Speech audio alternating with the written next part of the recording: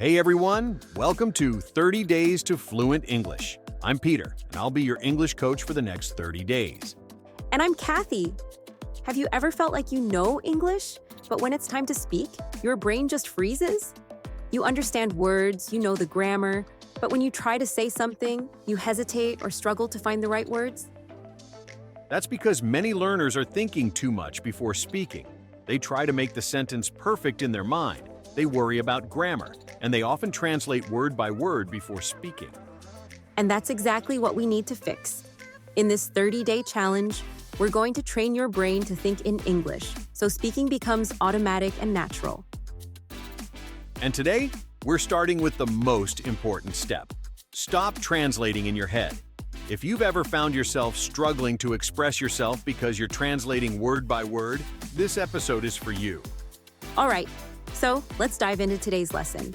How to train your brain to think directly in English and stop the slow, frustrating translation process. All right, let's get into today's lesson. If you want to speak English fluently, the first thing you need to do is stop translating in your head. But why is this so important? Many English learners have this habit. Before they speak, they think of a sentence in their native language, then they try to translate it into English. But here's the problem.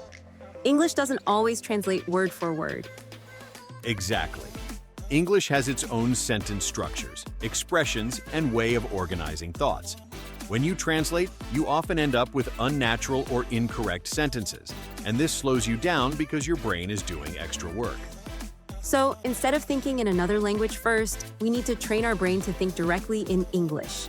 Let's go over some techniques to help you do this. The first step to thinking in English is to start with simple words. Wherever you are, look around and name the objects in English. For example, if you're in your room, think bed, window, door, lamp, book. Yes, no full sentences, just words. If you do this every day, your brain will naturally begin to associate objects with their English names without needing to translate. Once you're comfortable naming objects, try adding short descriptions. Instead of just book, think, the book is on the table. Or instead of car, think, the car is red and fast. The goal here is not to make long, complicated sentences, just a few words that describe the things around you. This will help you get used to forming thoughts in English quickly and naturally. As you go through your day, think about what you're doing in English. For example, if you're making coffee, say in your mind, I am making coffee. If you're getting ready to leave, think, I am putting on my shoes. By doing this, you are training your brain to process thoughts in English first, instead of translating. The more you practice, the more natural it will feel. Here's a challenge for you. When someone asks you a question in English, don't stop and think in another language first. Just answer immediately. For example, if someone asks, "How are you?" don't think about translating your response. Just say, "I'm good," "I'm great," or "not bad." Yes, quick responses will help you break the habit of translating and make your English sound more natural. One of the best ways to think in English is to use English for everything you do in your mind. If you're making a to-do list, try thinking, I need to buy milk and eggs. If you're planning your day, think, at 10 a.m., I have a meeting. This simple habit will help you make English your default thinking language over time. So remember, stop translating, train your brain with these 5 techniques, and soon, you'll start thinking and speaking in English more fluently. This core lesson helps learners break the translation habit and start thinking directly in English. The techniques are simple, practical, and easy to use in daily life. Now that we've learned how to stop translating and start thinking in English, let's talk about something interesting: how native speakers think differently in English compared to learners. Yes, a big part of fluency isn't just about knowing the words, but also understanding how English speakers organize their thoughts. English has its own way of structuring ideas, and it's often quite different from other languages. In English, people usually speak in short, direct sentences. If you listen to a fluent speaker, they don't always make long, complicated statements. Instead, they break ideas into smaller pieces. Let's take a simple example. Instead of saying, "If it is not too much trouble, would you be able to help me with this task?" Most native speakers would just say, Can you help me with this? Or hey, I need help with this. Exactly.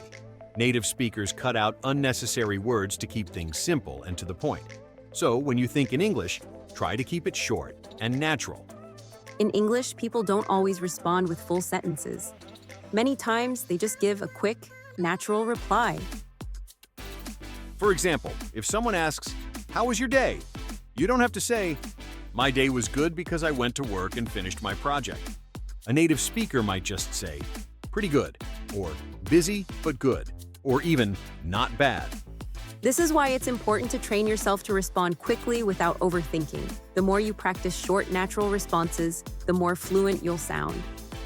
Have you ever noticed that native speakers use words like "well," "like," "actually," and "I mean" when they talk?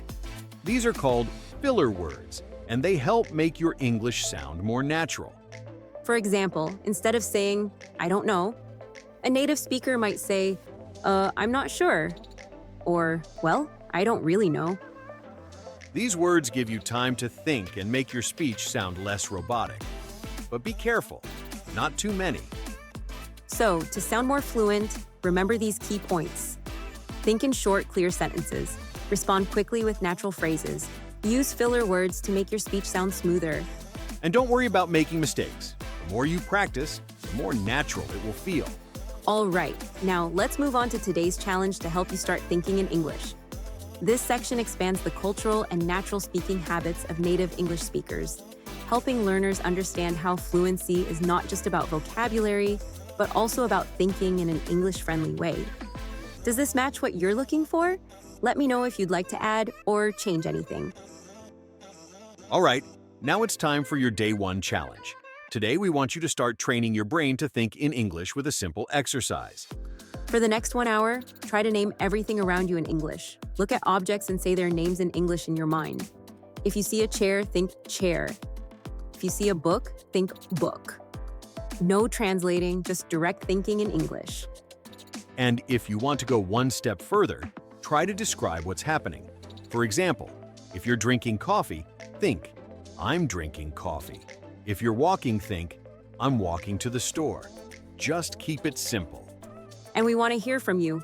Leave a comment below and tell us. What is one thing you described in English today without translating? How did it feel? Was it easy or difficult? And if you found this episode helpful, make sure to follow, subscribe, or share this podcast with a friend who wants to improve their English. That's it for today. Join us tomorrow for Day 2, where we'll reveal the secret to learning English vocabulary faster. You don't want to miss it. See you tomorrow. Keep practicing and remember, think in English